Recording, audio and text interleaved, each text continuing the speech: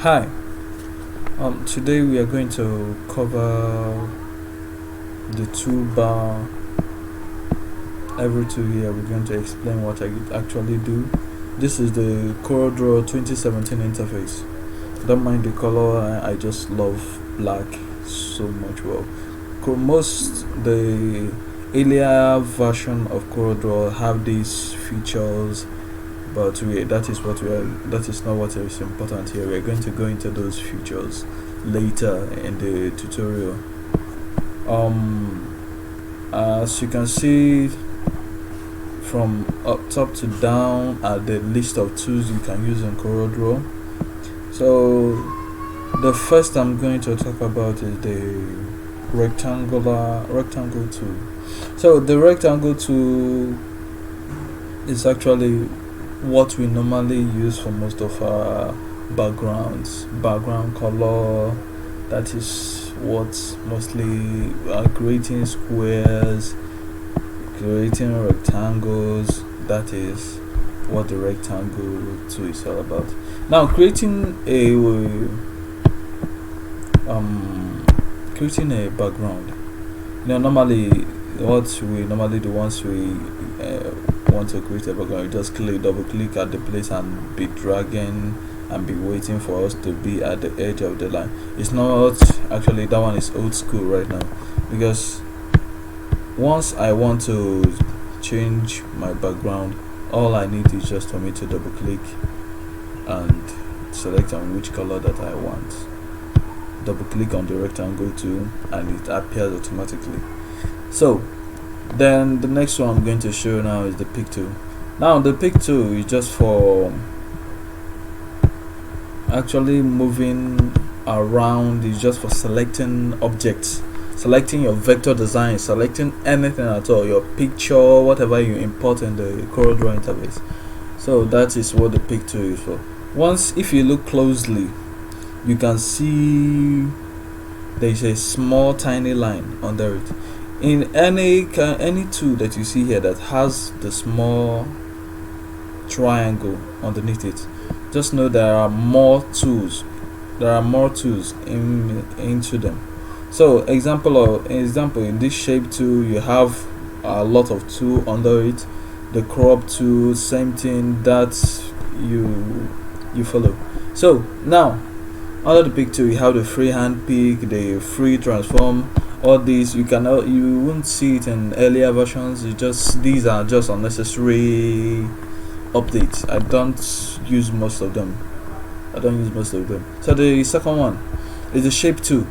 The shape tool is just for you to it's a tool to manipulate shapes, for you to create. It just does the tool of creativity. That's normally what I call it. That is where you create your basic shape. Like if I want this square to have a curvy edge, I'll just double click and move. That's just it. So, and I also, if I want to make this shape to anything I want, all I need is just the tape tool. Once I double click, it creates a node. All these square light colors, light dots, all these dots you see are called nodes. So once you double click, it creates a node, and that is how you use, and you can move this node to anywhere you want. That is the power of this shape tool. The next is the crop tool. The crop tool, you can use it to crop any shape that you want. And if I want to crop basically the half of this place, that is the power of the crop tool. So I Ctrl Z and it undid. So under the crop tool, you have the knife tool, the segment delete, the eraser. These are just also, they work similar to the crop tool. The knife tool actually demarcates. So once I connect it now, it actually gives me this shape differently. So that is what it does. It demarcates. So also you can check out the eraser. The eraser tool is very self-explanatory. You can use it in any way that you want. So yeah, so that is just it. The zoom tool, self-explanatory. Is for zooming. Once you right click, it zooms out. Once you left clicks, okay, once you right click, it zooms out, and once you left click or click, it zooms in. So that's just it for it. Now the pan tool, is just for moving your whole windows, your whole background. That's for you to the setting of your whole background. That is what the pan tool is for. Normally I don't use it. I prefer actually using the zoom tool, but mostly some people the pan tool is much more better for them to use. So the next one is the freehand tool. Now the freehand tool is just for basically drawing. So this is the mother of all creativity. This is the whole, if whatever you want to draw on Corel, this is what this whole package gives you. So if I want to draw a cup, all I need to do is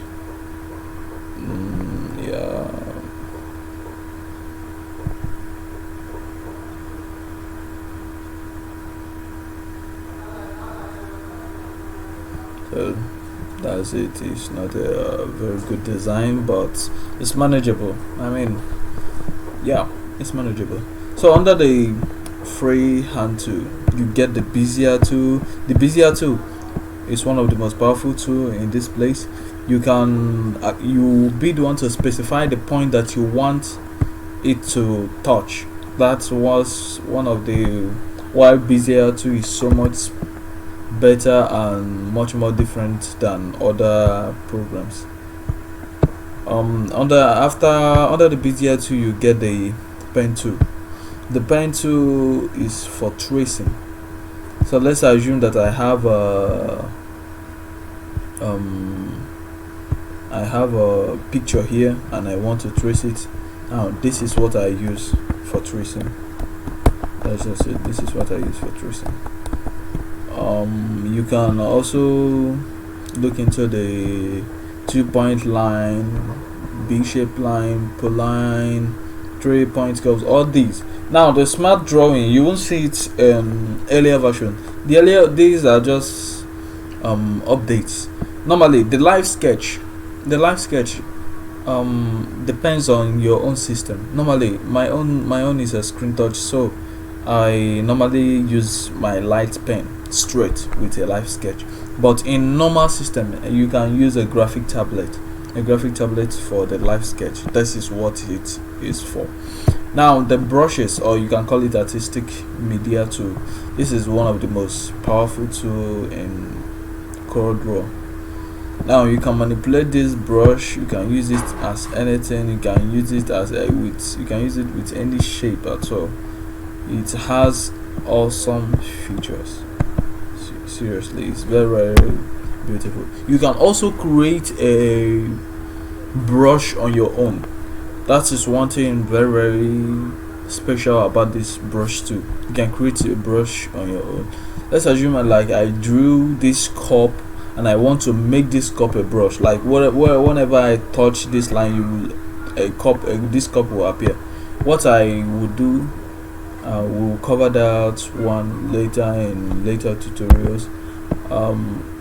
I'll just use, once I draw the cup, I'll use it as a brush. That's just it. And we have covered the rectangle. The ellipse tool is for creating circles. So once you hold your shift, you create a perfect circle. The same thing with the square. Once you hold the shift button and draw, you create a perfect square or a perfect circle. Now the next one is the polygon.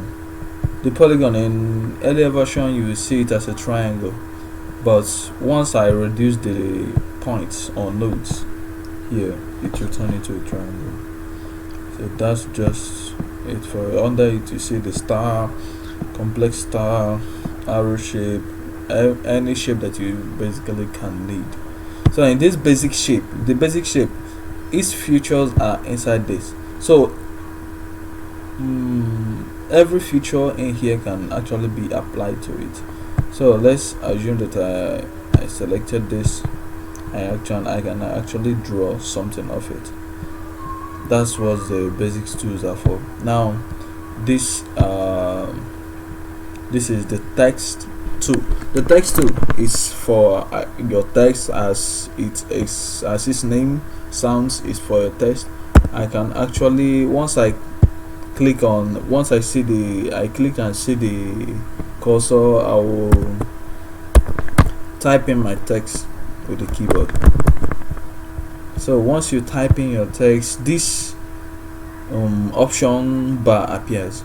This is your fonts. This is called a font. Normally in real life you call it handwriting, but in graphic and CorelDRAW terminologies, we call it a font. Now this is the size of the font. Also, you can change the size. You can also underline. You can, although that the font doesn't have this feature, but you can make it bold. You can make it italic. You can send the alignment in whatever you want it to be, and you can, most importantly, you can change the color.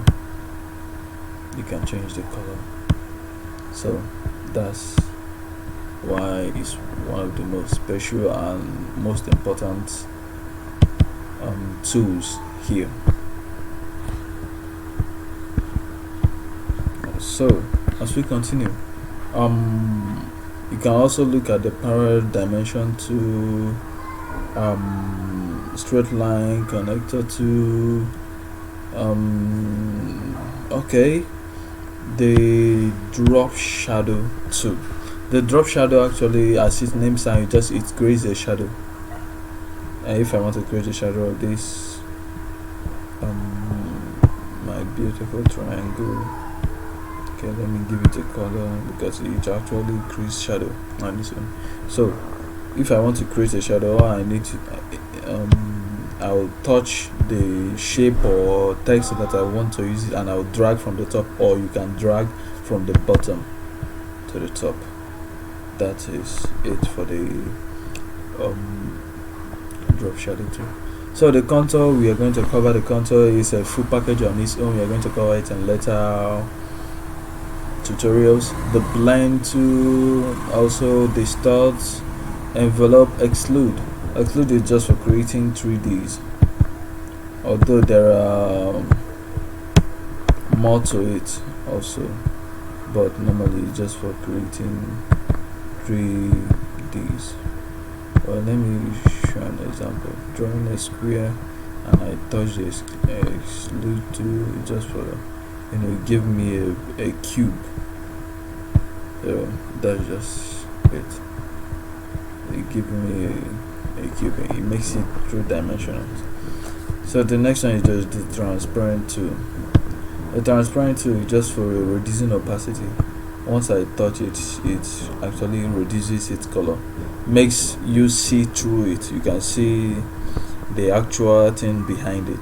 That's what the transparent tool actually did. It makes anything that you touch it, any object that you touch it with, transparent. And let me delete my name. Okay. The next tool, the eyedropper tool.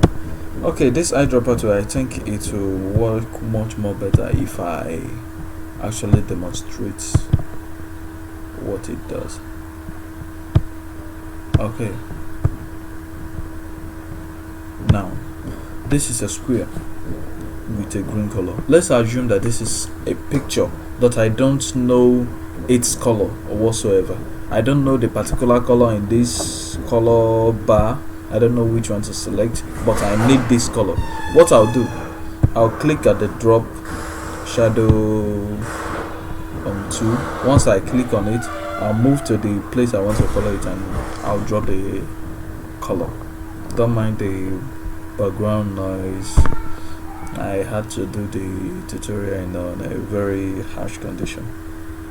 So the interactive fill tool. Under this interactive fill tool, This is normally where you find the fountain tool, the pattern fill, the normal fill. So the vector pattern fill, yeah. So this is, once you touch the fountain fill, this is the this is just a now in earlier version they have a whole windows of fountain fill, but this one they just compressed it in one tool. So this is where you find the linear, this is where you find the elliptical, conical, rectangular. This is where you have to adjust the colors. That's a perfect color. So okay, in our later tutorial we're going to cover color theories.